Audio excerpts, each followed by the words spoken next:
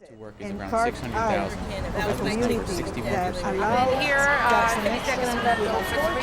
The natural community of West Philadelphia. That I had to tell about my community and my people. People are saying, I'm here, I'm alive, I exist. I live up there. I live up there. I live up the street. I live right there. I live up there. I live up the street.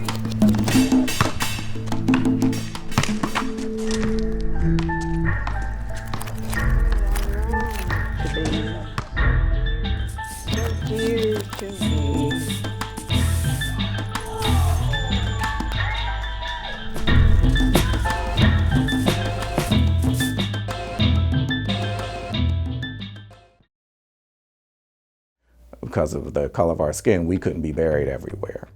Well, because of the tragedy that happened with my uncle, we wanted to make sure that at least with him resting in peace, that he had something to show his name. But also there's a whole history, where you do start to see segregation in Pennsylvania. And so there's very explicit, as cemeteries are being established, that they will have language in their bylaws that the cemeteries are exclusively for whites.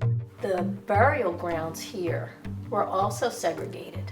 And that's how Greenlawn, or why Greenlawn in part, was so popular.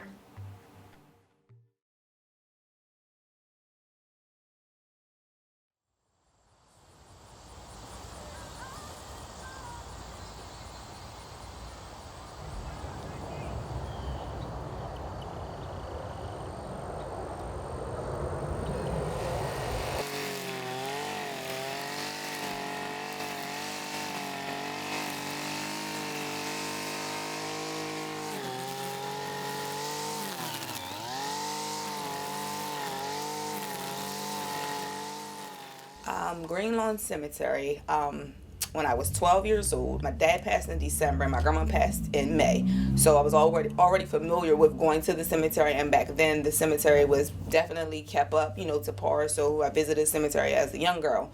And then as I got older, I started to see the different change in it.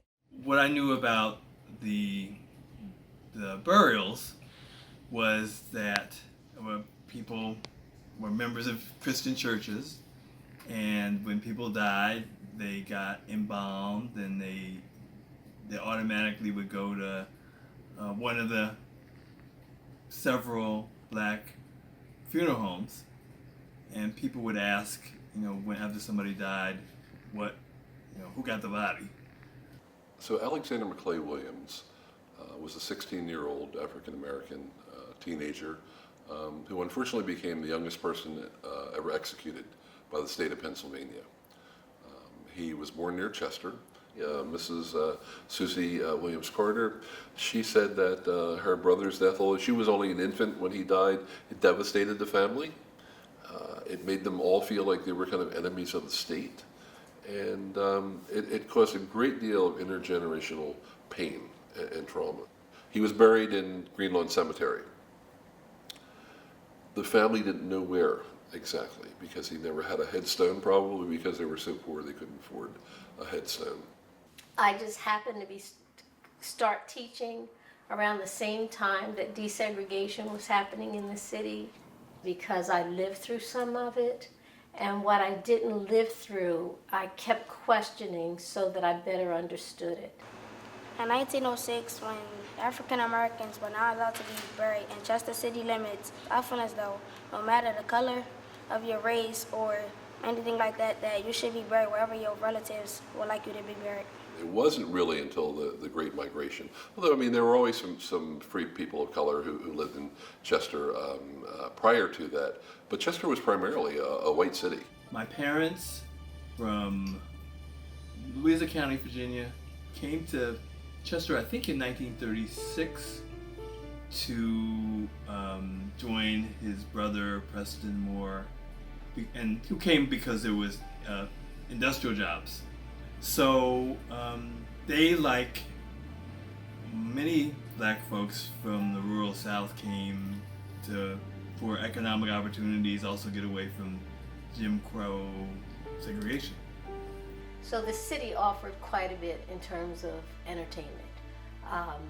and things to do, as well as a number of schools, so that you just had a lot more people, a lot more schools, a lot more activity. As industries left, things changed, housing changed, the population changed.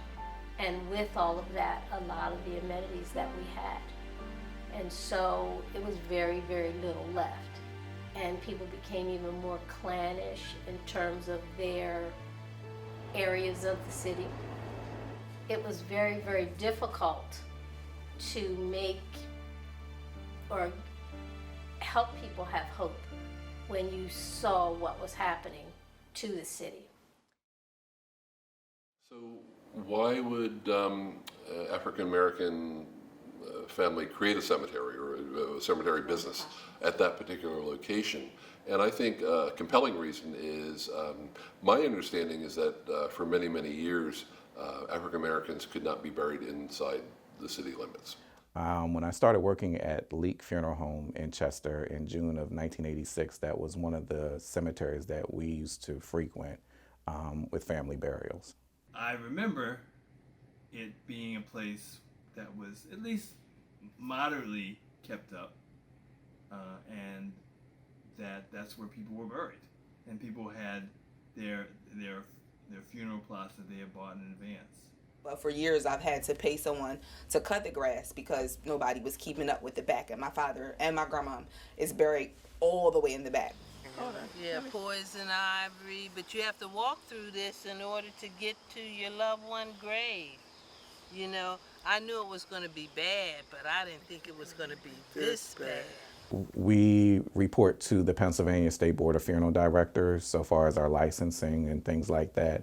Our funeral homes are inspected by them, but the cemeteries are not governed under the same laws.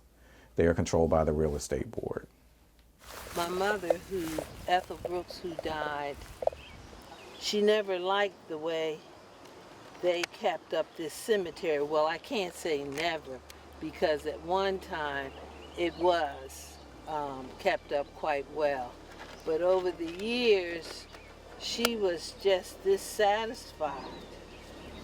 We dug up my father there resting in Haven Memorial. We come every year and more than once a year. And don't have the money to have the bodies moved to somewhere else. Costs a lot, you know what I mean? It's very private. Yeah, it's a very private thing, yes. This is about humanity. It's about respecting those that left this world. And you mean to tell me I can't find a family member because the weeds are this high?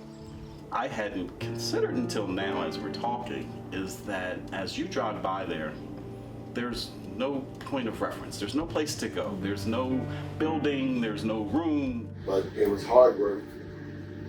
And like I said, we started off with like 9, we winded up with 3, and then we winded up with 2, and it was too much for 2. We had to let it go. But when the Murray brothers walked away from that cemetery, and tell anybody, people would show up and they would see this abandoned cemetery, you know, it was really kind of a crime. Even till today, when I ride past there, I get the feeling like, damn, you know, we got this place so out of the doldrums, now it's back to the doldrums. And we wish we could have stayed. But we didn't have it back. It's just the idea that you have to go through so much to get to your people. And some people say they don't go out there because the grass is so hard. And I mean, you really can't blame them. I think the condition of the cemetery is in bad shape. I have loved ones buried here, and the sad thing about it is when you come to visit your loved ones, you have to bring a weed whacker with you to make a path. I think they're important because it has a place for the people who died, and for their families who love them or friends or whoever who cared about them for them to remember them and go see them whenever they want. And so, with renewed energy and community support, we continue.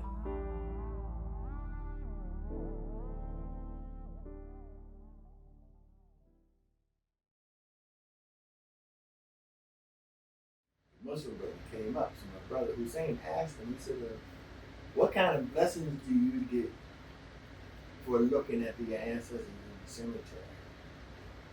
And he ran off a certain amount of numbers of blessings that is recorded that this is what you get when you do this, and this is what you get when you don't do this, and this is what you do when you get this and that and that.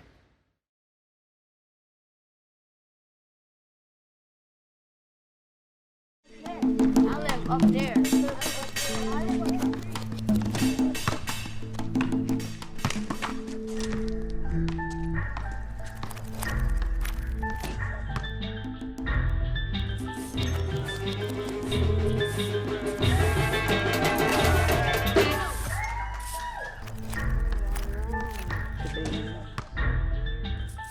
Dear to me.